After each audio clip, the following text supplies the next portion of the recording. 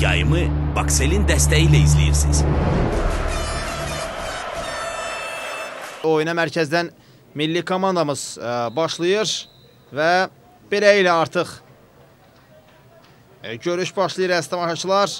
Milli komandamıza təbii ki, uğurlar arzulayırıq. İnanırıq ki, bugünkü görüşdə seçməmiz daha yaxşı futbol nümayiş etdirəcək.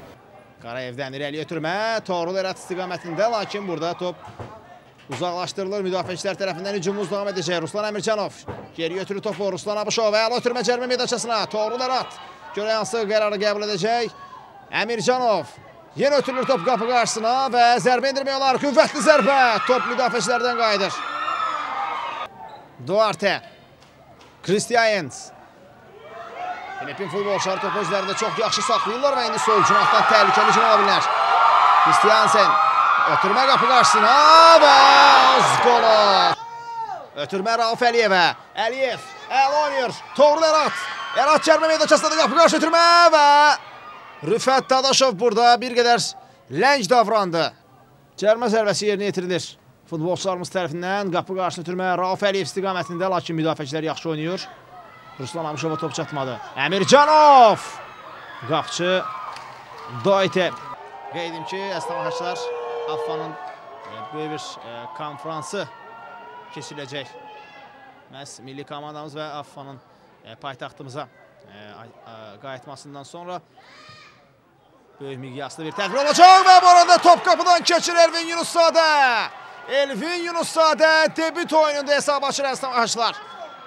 Neftçi komandasının müdafiəçisi Elvin Yunuszadə topu qapıdan keçirir. Görüşün 26-cı dəqiqəsində Azərbaycan 1, Filipin 0.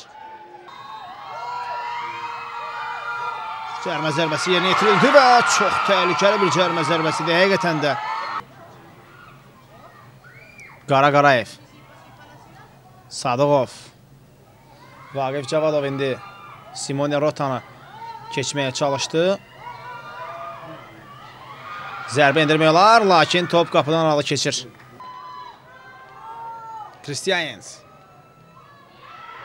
Zərbə indirilir və Kamran Ağayev. Əla oynayır qapçımız. Ötürmə qapı qarşısına, lakin imkan verilir Bədavi Hüseynova.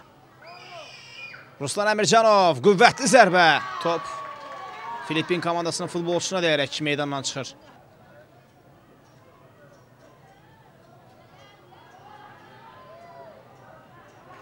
Bədavi Hüseynov mərkəzdə oynayır. Rauf Əliyev sağ cinahda komanda yolaşı var. Rauf Əliyev niyə belə qərar qəbul etdi? Çox maraqlıdır.